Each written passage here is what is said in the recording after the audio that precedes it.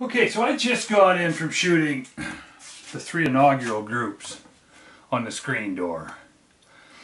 And I've fallen into using the term screen door. I have to be really blunt. I stole that from a guy who built a bench rest 6 PPC that he called the screen door. He built it. It was an aluminum supported. I haven't heard from the guy in a number of years. He's either quit, retired, he may have passed on. I don't know. So I'm using it, and I have to give credit where credit is due. I didn't come up with it, but to me that's the screen door, because that is, I've ended up with 4 projects, and that's the least likely to succeed with my parameters. It's bolted together from parts, but we need to talk about the parameters and what they mean. I'll never forget, I deal with a lot of engineers, and I deal with a lot of number cruncher people on the inner tube. The simple fact is there's 2 kinds of people in this world. There's the internet gamers that think life is like Far Cry or some other internet shoot 'em up game, and it ain't. In the real world, stuff goes sideways and doesn't work the way we want. And in the real world, recoil is a thing. Oh, I am feeling it right now. As I said, I didn't know for sure what I was getting into. The recoil sled told me some things. My figures told me some things. But all guns recoil differently. And the one thing I found about these when I fired the big Noreen gun in its fiberglass stock, because I decided to fire that one. I didn't fire for effect because I couldn't. I wasn't set up. The problem with projects like this is the minute I get set up to shoot, well, I mean, one of the times I got set up to shoot, let's just start with the screen door. Got out, ready to go, thought I was all that, everything worked inside. I got down on the scope and I realized I couldn't get into the scope without hurting myself. So I had to build this little guy. Stuff like this doesn't just happen. This was many, many, many hours. And then, I've talked in prior episodes a lot about affixment of scopes. This is not just a thing. This is built so that it closely form fits the top of this action. And I degreased the action and roughed it up. I covered all the lettering and everything up. This thing slips on there like a glove for very little motion. Then I drilled a whole bunch of extra holes, and I've got pins, hardened 1/8" steel pins, top and bottom. This upper rail up here is set into a groove. I incised a groove into here. So as it sits, you just drop a couple pins in and it doesn't move around. But then I glued it. I say glued. I wish I could figure out a way to really affix aluminum to aluminum. I don't have a way. I'm using a high sol derivative, I believe, Acroglass epoxy, and using it well.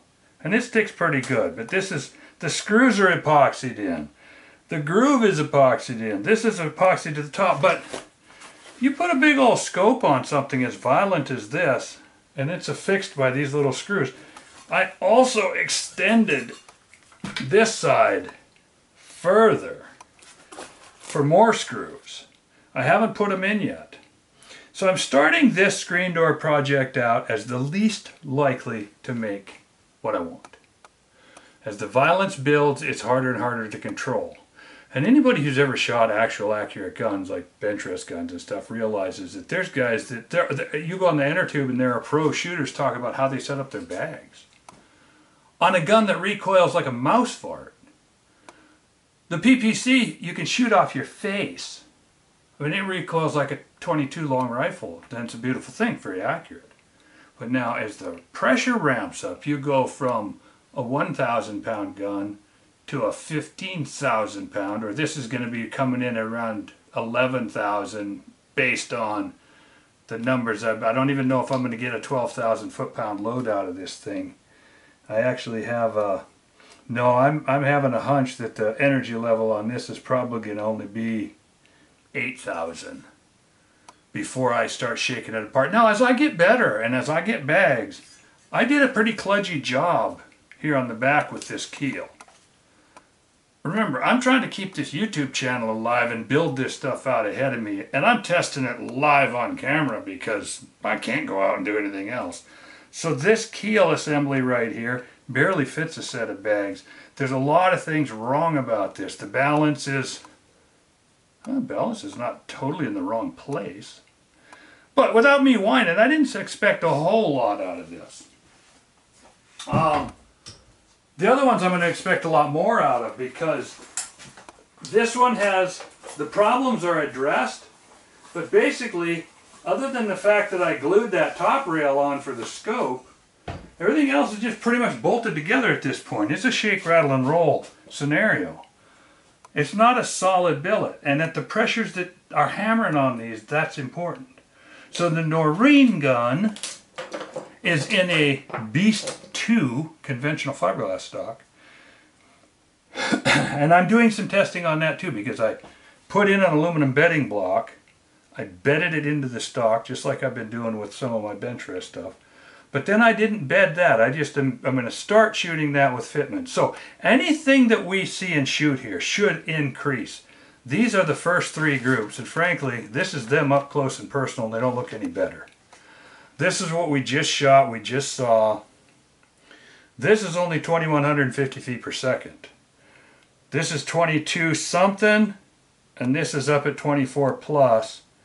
And in one sense, I can say this is just the recoil paradigm. I might not be able to ride this thing out.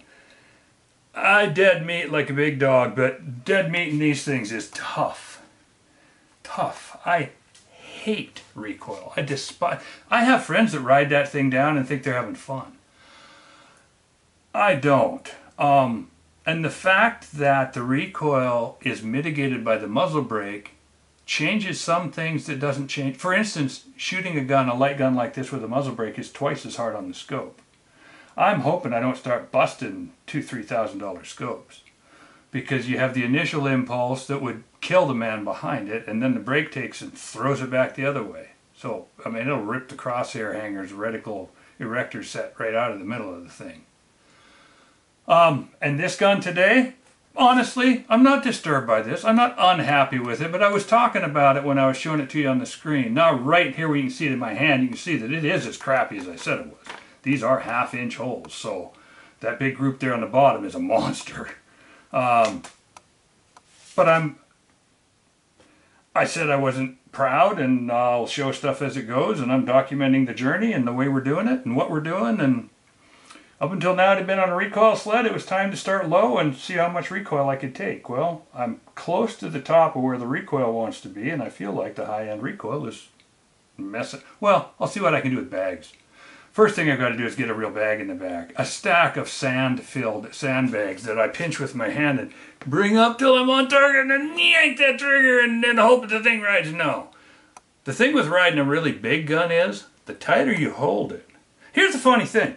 If this was a BR or a PPC or a 6x47, I would just lean into it and sack her down. And I can do that. I can wrap myself up on there like a limpet and just puh. I can just, it's like shooting a pistol the opposite. On one end of the spectrum you got limp wrist in it and the pistol will barely even function, and then on the other end you're holding it down so hard that it's slamming so hard you're afraid you're going to rip the slide right off. Well, I can do that with guns. I have no problem, but here's the deal. And this again gets down to the difference between the internet players and actually going out shooting it. You start trying to hold down a 50 BMG and you're going to learn a very, very dramatic lesson in physics. The harder you hold these guys, the more they hurt. You wrap up in them like I'd wrap up with a 6x47 and it will sting you like getting punched a half-inch away from the end of Mike Tyson's stroke. It's that pop that you cannot, and then the brake takes off. But the tighter you go, the more it burns. So, that's just a fact of these big guns. I have a whole learning curve to go through there, how to set up my bags and how to whatever. But as I was saying, two kinds, and the other thing is these numbers people will drive me nuts, because I recall the story of a couple of statisticians are sitting out on a hillside shooting at a rock chuck 450 yards away.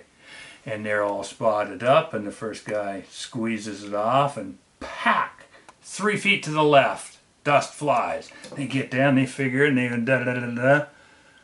Dial and move and read the wind. Second guy gets up. They're waiting, they got their pads ready. Pop! 3 feet to the right. Bam! They're done. They leap. Dead dog. Guy watching's like, what do you mean? Statistically, that's a dead dog. 3 feet left, 3 feet right. I don't live in that world where statistics mean anything. There's always an argument going on the internet. Right now on Bench Rest Central, there's 2 or 3 threads about which is more relevant, ES or SD. And people will come out and support both sides of that. And I just call bullshit. There's no argument here. There's only one thing that matters, and that's extreme spread. My extreme spread on these loads is horrible.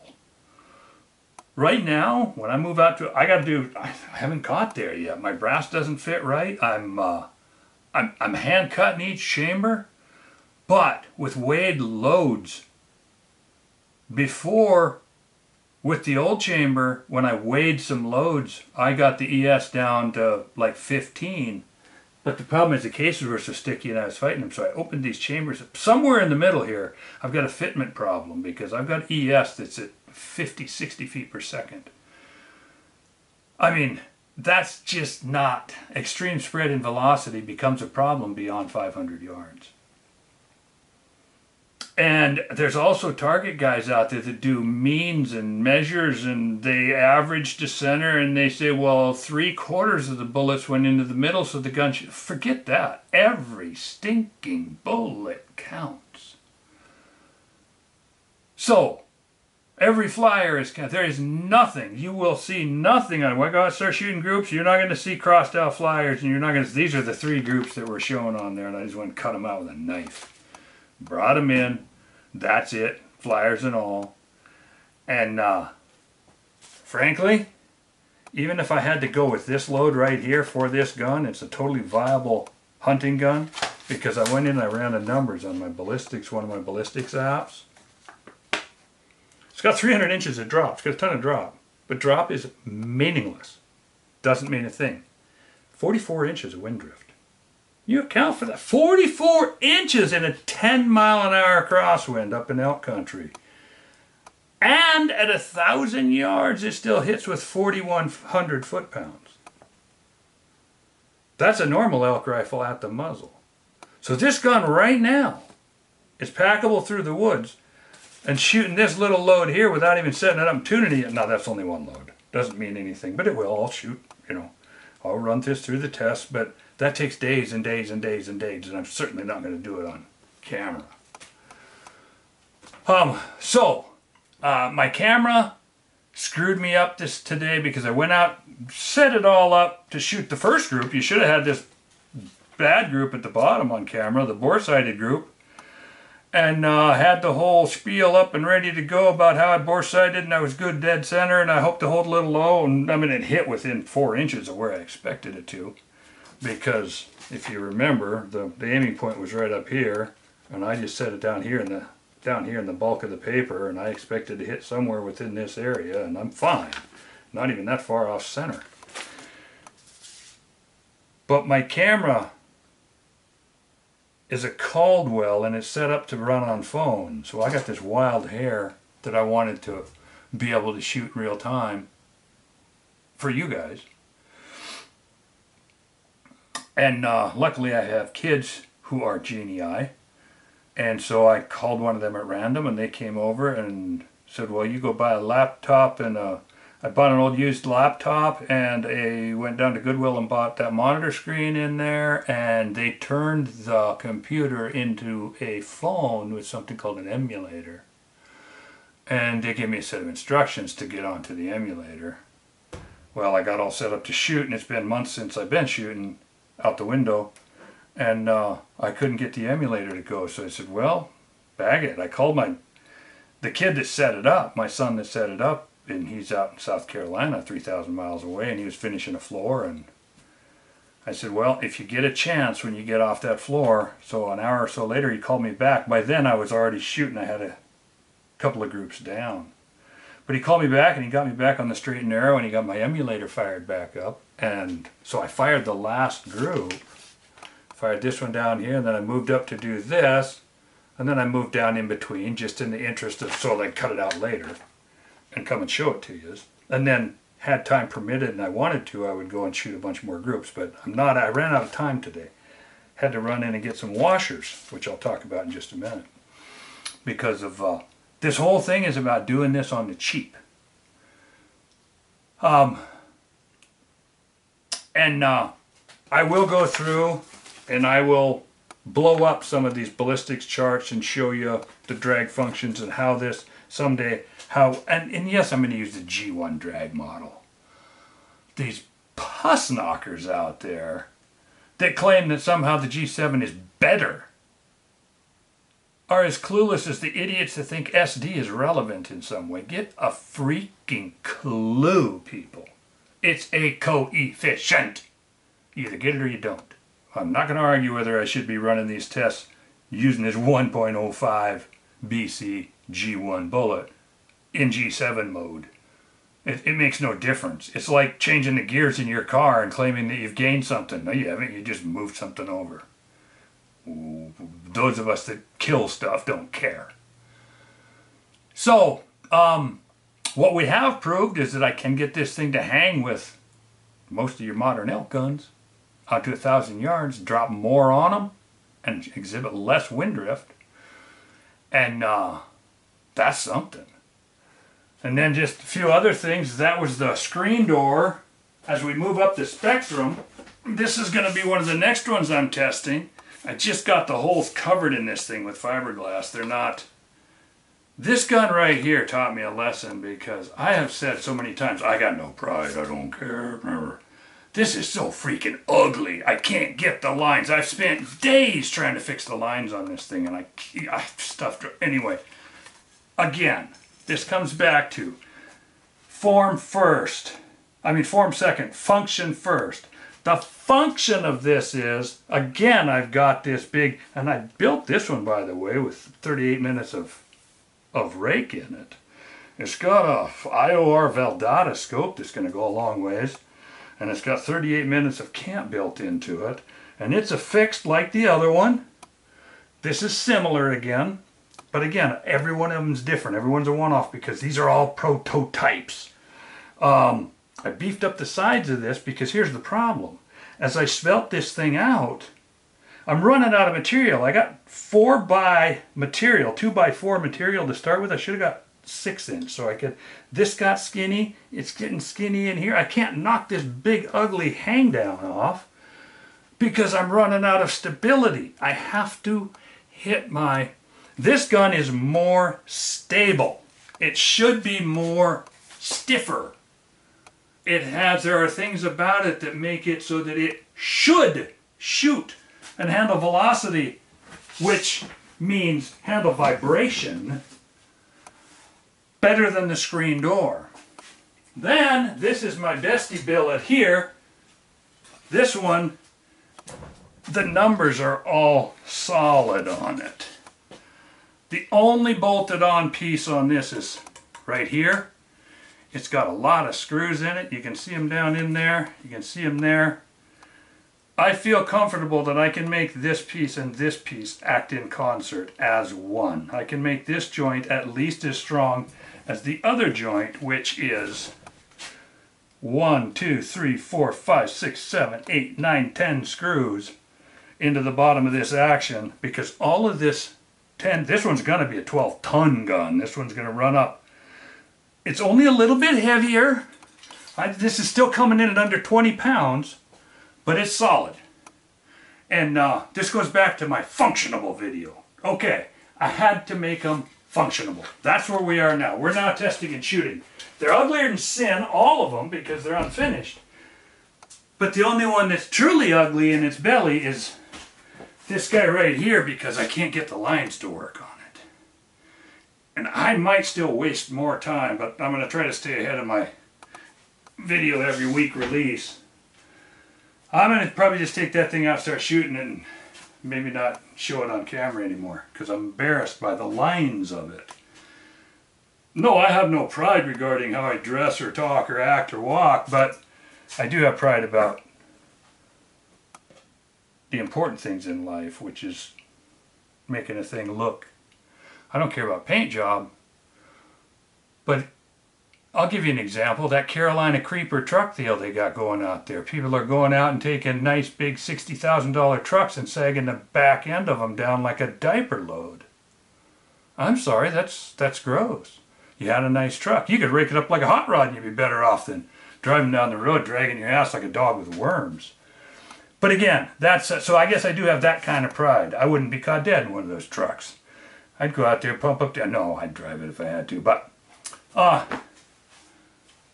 think the next sequence I'm going to do is going to be on where I'm at with loading these guys.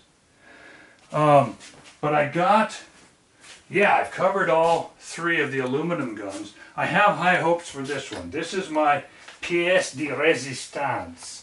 This one should shoot bench rest. If it doesn't shoot groups like this at velocity, I'm going to feel like a failure and go out behind the barn and hang my head in shame. So in the meantime, we're keeping up with what we've got. We have fired the screen door now for effect 3, 6, 9 times. And even if I have to shoot it down at 2,200 feet per second, it'll still kill anything on planet Earth. So it's still a useful thing. And it's only because I'm lazy. I could take some of it back out by putting another barrel on it and by putting a bigger... This is also the smallest muzzle brake, remember. This is the smallest on every dimension. So it kind of is what it is. And in the meantime, I'll probably start at about 2150 or so and go out and shoot a string of groups and try to write it down. Frankly, I fired 2 of these groups and then I had to run into town and get some washers, which I'm going to talk about in the next video. And I came back an hour or so later and they're on what you watched me in the last video shoot. I was hurting some. I am hurting some. It's not, that recoil on these is not negligible. Even though the brake keeps it from snapping my neck. So that's where we're at with that.